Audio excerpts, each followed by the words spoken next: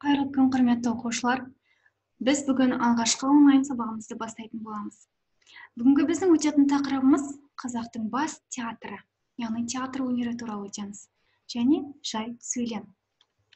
Мақсатымыз тыңдалған ақпараттарды түсіне отырып ой қорыту, жай сөйлем анықтамасын меңгеру, негізгі ерекшеліктерін ажырату. Тілдік бағдарға, яғни жай сөйлемге көшпес бұрын біз театр туралы мәлімет алайық. Театр сахналық өнердің өмір көріністерін драмалық әрекет арқылы көрермендердің көз алдында актерлер күшімен бейнелейтін түрі. Ойын-сауық немесе спектакль. Түрлі сахналық ойын-сауықтар, сонымен қатар жалпы мәдени шаралар өткізілетін орын жай. Қазақтың алғашқы кәсіби театры 1925 жылдың аяғында құрылды. 1917 жылы маусым айында Ойқұдық жайлауында Мұхтар Әуезовтің Еңлік кебек трагедиясы алғаш рет қойылып, оған автордың өзі жетекшілік етті. 1926 жылы 13 қаңтарда тұңғыш театр шымылдығы Мұхтар Әуезовтің Еңлік кебек трагедиясымен ашылды. Бұл Алматы қаласындағы Мұхтар Әуезов атындағы Қазақ мемлекеттік академиялық драма театры, яғни бұл театрға Мұхтар Әуезовтің есімі берілген. Алғашқы ашылған жылдары мұнда халық ішінен шыққан өнерпаздар Иса Байзақов, Әміре Қашаубаев, Серке Қожамқұлов, Елубай Өмірзақов, Жұмат Шанин, Қалибек Қуанышбаев және тағы басқалары ойнады. Театрдың алғашқы режиссері және басқарушысы Жұмат Шанин болды. Енді сіздерге бірінші тапсырма. Жаңағы айтылған мәліметтер бойынша сұрақ құрастырыңдар. Бірінші бағанға қарапайым сұрақ, өте қарапайым сұрақтарды құрастырамыз. Мысал алатын болсақ, театрды ең алғаш ашқан кім деген сияқты. Келесі ойландыратын сұрақ. Бұл ойландыратын, яғни өте күрделірек сұрақтарды алуға болады. Кеттік.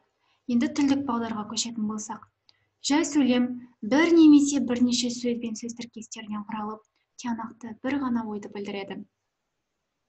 Негізгі ерекшелігі құрамындағы сөздер өзара бір-бірімен семантикалық бірлікте болады.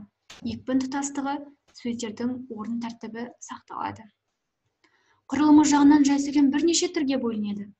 Жақты жақсыз, жалаң жайылма, болымды болымсыз, етістікті есімді, толымды толымсыз және атаулы. Бұл сөздер сөйлемнің түрлеріне біз алдағы сабақтарда тоқталатын боламыз. Құрылымы жағынан жай сөйлем бір сөзден де, екі не одан да көп сөзден де тұрады. Мысалы, қыс келді, күзде құстар жылы жаққа ұшып кетеді. Бір ғана сөзден тұратын да сөйлем болады. Біз оны жай сөйлемге жатқызамыз. Қыс келді, екі ғана сөзден тұрған сөйлем. Күзде құстар жылы жаққа ұшып кетеді. Бұл екі не одан да көп сөзден тұратын сөйлемге жатқызамыз. Жай сөйлемдер қос сыңарлы болып та, жеке сыңарлы болып та келе береді. Жай сөйлем қос сыңарлы болғанда тұрлаулы мүшенің екеуі де қатынасады. Яғни, тұрлаулы мүше дегеніміз бұл жерде бастауыш пен баяндауыш екеуі де қатысады екен.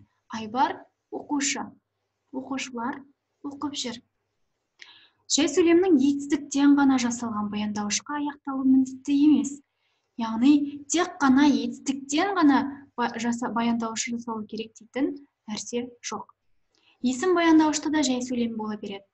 Жай сөйлем жеке сыңарлы болғанда, ол сөйлем не тек бастауыштан, не тек баяндауыштан тұрады.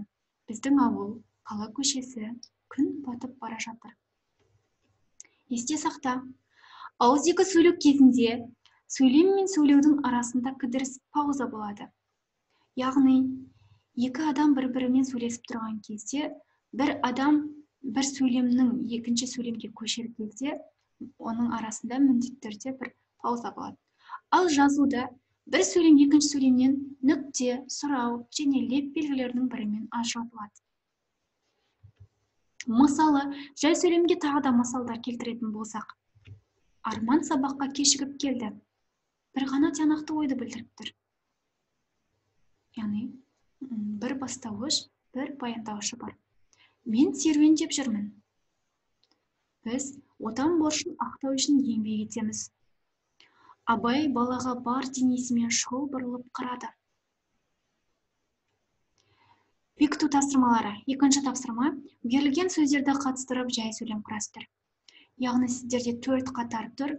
4 қатарда сіздерге белгілі бір сөздер берілген. Осы сөздерді дұрыс орындарына қойып, жай сөйлем құрастыруларыңыз керек. Мысалы, біріншісін жасап көрейік бәріміз бірге.